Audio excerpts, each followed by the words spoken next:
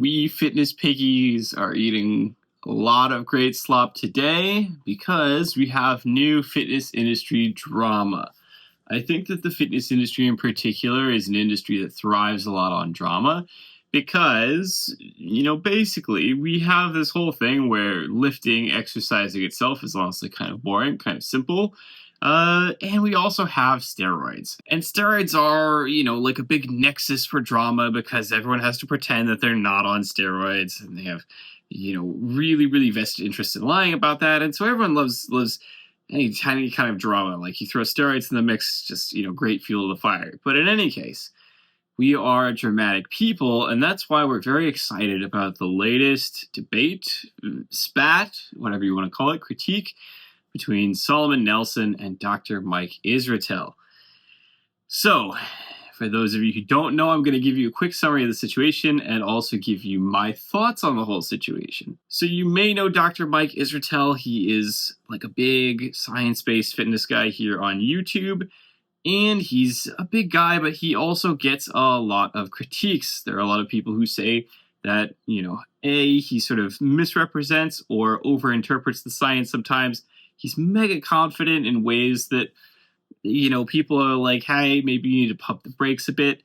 And at the same time, his sort of brash overconfidence, his big over-the-top personality, combined with the fact that he has had sort of, I would say, disappointing results, bodybuilding-wise, has led to a certain segment of the internet that dislikes him. Among those is this guy, Solomon Nelson, who I do not really know personally much at all. I do know a little bit about him. I'm going to save that information for a bit later because I think it makes a little bit, better sense a bit later on in the story. But, he's basically, I don't want to say a nobody, but he's a much smaller guy. He's punching up at Mike, right? And I will also add in that a lot of the people involved in this, including another guy named Dr. Milo, are all people that I personally know in some form or another. I've met Dr. Mike at a conference. I can say that we are acquaintances. Maybe that biases me a little bit. It's not like we're close friends or anything. In any case, what has happened is that Solomon Nelson came out with a very long, hour-plus long video, essentially breaking down that he actually downloaded and read Dr. Mike's PhD thesis, and he found a lot of significant errors, a lot of significant issues with it that, led for him to make this takedown, this critique video. And basically, there are a lot of arguments in the video. Again, it's over an hour long. I will say, this is neither here nor there. This is not me trying to do ad hominem, but Solomon does have this way of talking that's very sort of droning, lecture-y voice, the kind of stuff you'd hear in your high school when, your least favorite teacher is trying to explain something and it's just like noise, it just doesn't penetrate. And so I do find listening to this video kind of frustrating just because his lack of emotion, his lack of engagement with the material really, really gets to me at times. But in any case, I watched the whole thing. His arguments boil down to a few major issues. So the first is that basically the paper itself is about how essentially more athletic people are better at sports. Which, again, feels like a complete, hey, that's obvious, right? Like, why should you have to do paper on it? It kind of falls into the category of things where you kind of go did a paper about this need to be made? And, does this actually contribute anything to the field? Of course, we know that generally, stronger, more muscular people are going to run faster, going to jump higher. Certainly that must be the case. He then goes into some other critiques, in particular, just that the paper seems very sloppy. So there are a ton of grammatical errors, there are a ton of typos, there are a ton of formatting issues where, basically it doesn't adhere to the style guidelines it was supposed to be written in. And in particular, probably the most damning stuff is that there are a lot of situations where data looks incorrect. Basically you've got impossible data in the charts or things where it is obvious that it looks like he maybe, accidentally forgot a minus sign, that sort of thing, where you kind of go okay, yeah, obviously this data is extremely obviously incorrect. And another complaint is that there is a lot of stuff where there is stuff, sections that are copy pasted repeatedly throughout the paper, which he sees as laziness. Well, this obviously doesn't look very good for Dr. Mike. Basically, it looks like, hey, it was this shoddy paper. It, did not have the due diligence it needed. It shouldn't have gotten approved.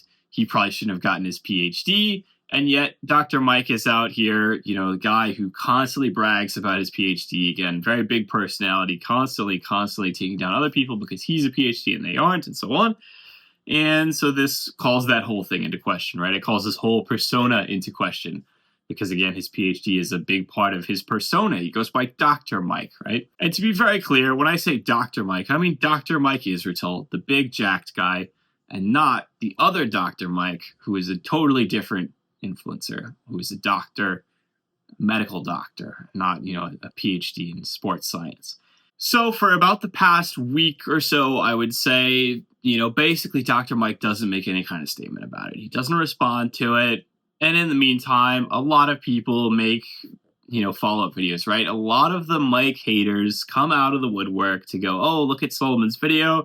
This is proof. Dr. Mike is a fraud. Dr. Mike is a sham. He shouldn't have his PhD, blah, blah, blah, blah, blah. I was kind of like, okay, he's going to respond to it. This is the thing for me about internet drama, where it's like, if you don't let sort of both sides have their say, then that there's always going to be the other shoe waiting to drop. So for me, I was like, I watched the original video. I was like, yeah, that does sound pretty damning, but let's see what the rest of the story is, because certainly there must be more to the story than just that. So a lot of people came out hating, and that's fine for them.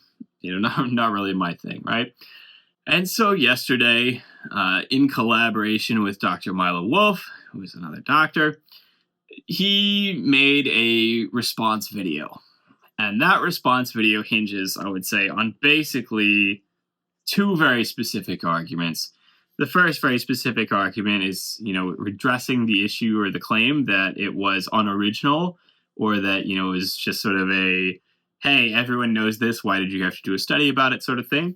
And it addresses that, and I think makes it pretty clear that, exercise science is, to be fair, a very, sort of infant discipline, relative to a lot of other sciences.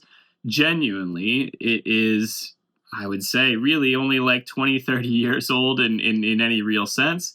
And it doesn't have a lot of funding. And so the amount of research that gets funded, the quality of the research that gets funded is not necessarily particularly high. And very often, we have to sort of work with what we have, what is available to us, rather than, living in an imaginary ideal world, right? And in that context, the research that Dr. Mike did was not necessarily groundbreaking or, earth-shattering at the time, but it was something that contributed to the field. And genuinely, this is at a time when we just were saying we didn't really know a lot of stuff, to be quite honest. And I remember I was living through that time. That was the time when I started working as a coach and a personal trainer. And genuinely, it is kind of crazy how much the science has come along in even just the past 10 years, because, it is what it is. It's an infant discipline. Don't want to say growing quickly. There really is just a lot of space for continued research. Now, the second is the address to all the other complaints. Again, typos, grammatical errors, incorrect data, etc. The answer to that one is actually extremely simple. It's that Solomon Nelson looked at the wrong paper. Kind of crazy. It's that he downloaded a version of the paper that was on the website that was, to be fair, presented to him as the final version of the paper by the academic website that he downloaded it from. But it was accidentally a mistakenly uploaded earlier draft copy, a first draft, sort of copy of the thesis. So in fact, all of those complaints that he had were things that had already been addressed when the thesis was presented, because of course you start off with a draft, you go through a lot of fixes, you go through a lot of iterations, and then at the end, you finally present the whole thing and it gets judged, and then they tell you whether or not you have a PhD, right? So in reality, all of these critiques, don't necessarily hold any water because they were all fixed, which is very funny. And it happened in this case that essentially, Dr. Mike thinks, oh, maybe I accidentally uploaded the wrong copy of the draft when I was uploading it to the website, a decade ago, 15 years ago, whatever. And nobody really noticed, because this is another thing. Nobody reads student theses. Genuinely, they're the kinds of papers where, they generally don't get read ever again. It just is what it is. I know personally, for example, that I did a thesis for my undergraduate, which is certainly in the school archives for the university that I went to. I certainly have never bothered to download it or read it again. I don't think anybody else would ever bother to do that. Solomon Nelson did it because he was looking to critique Dr. Mike, and he was looking for any gap in the armor that he could find so that he could strike a blow. And it just so happened that he found something that looked extremely embarrassing at the time. And, Dr. Mike basically came back and said, oh, yeah, that was the wrong paper. Sorry. And has, I guess, submitted a correction to the university or whatever. And that's it. And of course, this whole thing has sparked a debate about, whether or not exercise science is any good, whether or not the quality standards are very low, whether or not a PhD in sports science really means anything. And of course, this is the kind of topic that, again, we are people that love drama as fitness people. And so we love to argue about this. We love to debate this. We love to, those pencil necks, eggheads doing science, but they're all wrong. It's all wrong. And only we, meathead lifters really know what we're doing, versus, the science-based folks saying, okay, we have, things that may be better. We've done some research. We have some good ideas about how we can improve the field and so on. So people love to argue that sort of stuff. And I think that this has been really big fuel for that debate, sort of is exercise science any good? The science-based, evidence-based fitness versus, bro science, meathead sort of fitness. Which I generally fall on the evidence-based side of things. But again, also I recognize that there is a lot of overzealousness, that there's errors that can occur in that sort of approach. However, this is the part where I reveal that I know a little bit more about the situation. I know a little bit more about Solomon Nelson than I've been letting on. As I alluded to earlier, I do know a little bit more about him. He's not just a nobody that just popped up in my YouTube feed. Because I found out about his videos. I know about him exclusively from a group on Facebook called the bodyrecomposition.com group. And if you know what that means, alarm bells are starting to go off in your head right now as I say this. But what that means is that he is very good friends, very buddy-buddy with a guy named Lyle McDonald. And Lyle McDonald is a colorful character in the fitness industry. He's been around for, 20, 30 years, much longer than I've been in the industry.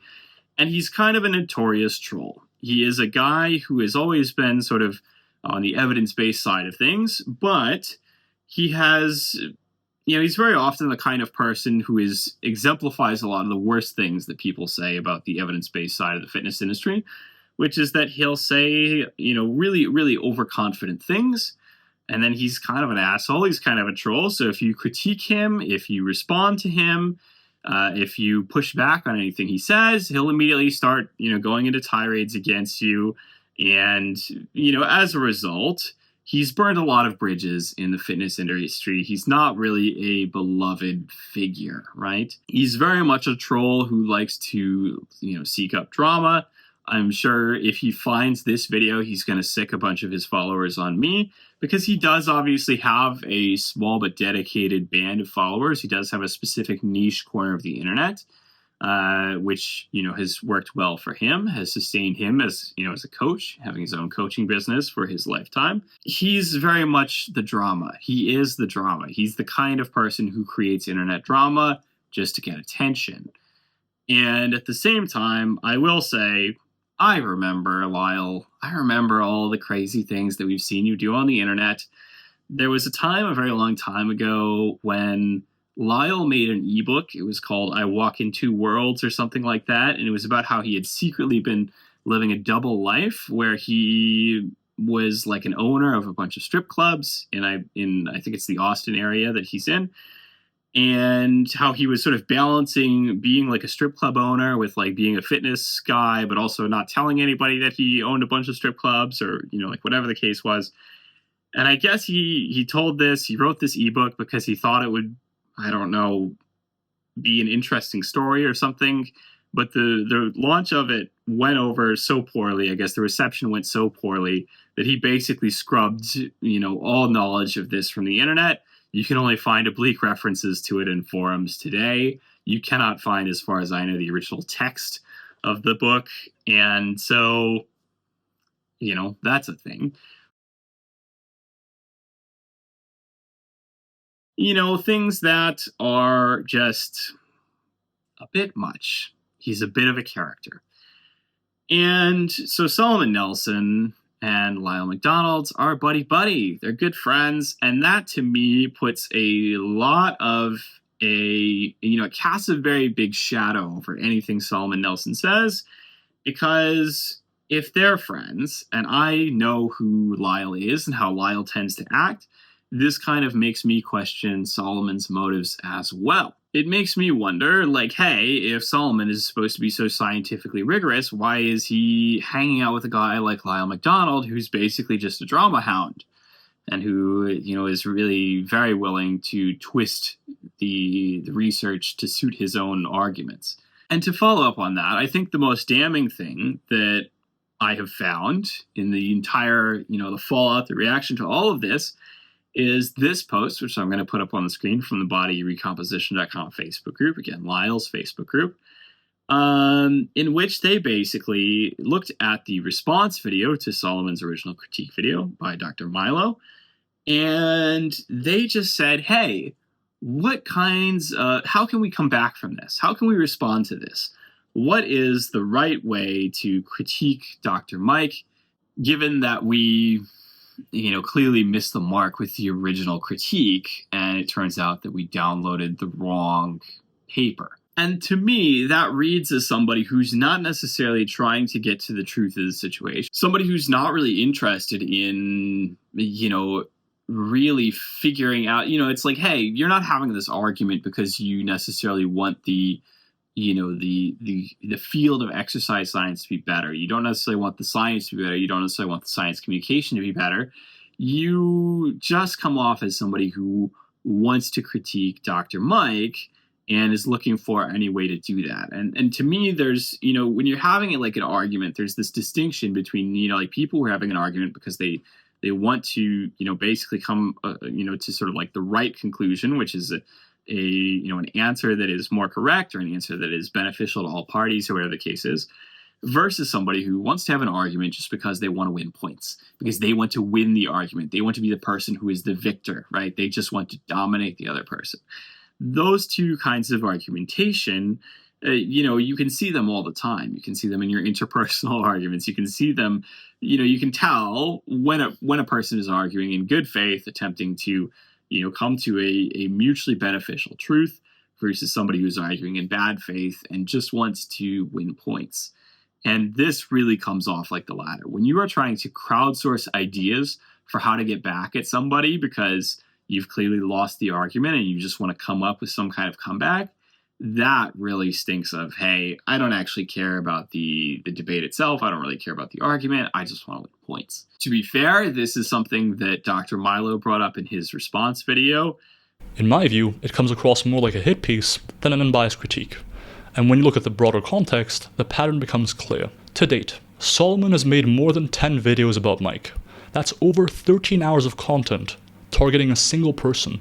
Topics range from 2-hour collaborations critiquing Mike's bodybuilding performance to hour-long reactions to his surgery, to videos like this one attacking his academic record. A quick look at his views on videos where he features Mike versus his non-Mike content shows an enormous discrepancy in his views. When one person becomes your channel's most reliable source of outrage, views, and income, it raises the question of motive. A lot of those videos include Lyle McDonald, which I've again noted. And, basically he gets much bigger views on stirring up drama, attacking Dr. Mike, than he does from making his own videos normally. And to be fair, this is the internet. I'm not going to, critique anybody too heavily for, looking to stir up drama with other people on the internet, because that's how we all get around to a certain extent or another. And again, this is the fitness industry. We love drama so much. But it does come off as, hey, this is just somebody with an axe to grind who is looking for a way to win points against Dr. Mike, more so than anyone who's looking to make any substantial critique or really advance the field. And that, I think, is really the most damning thing of all. I think that's really the crux of the situation, is that you have on the one side somebody who's really looking to stir up drama versus somebody who, maybe isn't the most likable person in the world, but is definitely correct in this situation, I'd say. And and I'd like to make that very clear, right? Like, I personally disagree with a lot of things Dr. Mike says. I think he is overconfident. I think he exaggerates things at times. I think that he has a tendency to talk about things related to politics or, basically knowledge outside of his domain of expertise that he talks about, in particular AI stuff. I think he's very wrong. He's very positive on AI, and I think he's very wrong about that. So, I am willing to look at Dr. Mike and say, yeah, I think he has a lot of bad opinions at times. But I'm also willing to look at Dr. Mike and say, hey, it looks in this case like he's 100% in the correct, and Solomon Nelson is almost 100% in the wrong, and that kind of looks to be the case. I kind of, it was kind of like I saw the Solomon Nelson video, and I was kind of like, okay, maybe this is, something embarrassing for Dr. Mike. Maybe it really is. And then it turns out I was like, nope, it really wasn't. I think you can tell sometimes, like you can just kind of tell by the way people talk, again, whether they're sort of on the side of the argument where they're trying to come up with they're trying to struggle towards the truth versus people who are just trying to win an argument, make a flashy statement, get attention, whatever.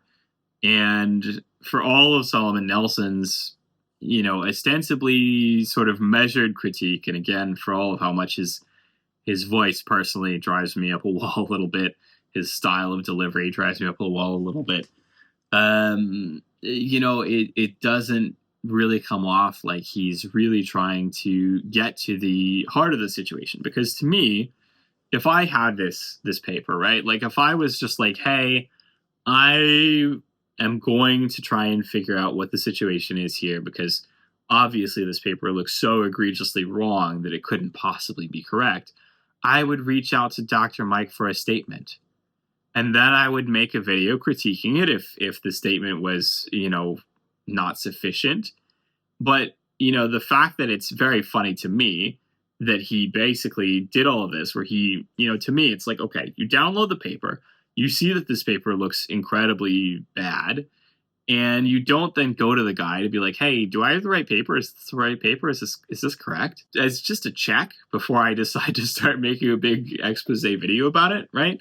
Like, that's what a journalist would do. That's what somebody with proper journalistic integrity would do. And that's not what happened in this situation at all, right? Like, he basically just took the thing, ran with it, made the big conclusions, and then had to find out afterwards, hey, it's the wrong paper. And to me, that's way more embarrassing. That's like, you should have checked. You should have checked with Dr. Mike. You should have, it's like, I would have been suspicious, genuinely. If I had downloaded a paper that looked that bad, I would have been like, oh, somebody's fucking with me. Somebody's trying to punk me. Like, I would have just been like, that can't be right. I need to figure out what's going on here. That's what I would have done. And the fact that he didn't do that, to me, says so much about how much he presupposed, that Dr. Mike was crap and that Dr. Mike's paper was going to be crap and whatnot, that he didn't think to cross his T's, dot his I's. Like, he didn't check at all. And to me, that's crazy. That's so crazy. So that's the latest drama. That's all I have to say on that topic. I hope you all have a good week. Don't hesitate to like, comment, subscribe, smash the notification bell. Comment down below. Let me know what you'd like to see in future videos. Call me an asshole. Critique me as much as you'd like. I welcome open critique. Let's do it. Have a good week, and I will see you all next time.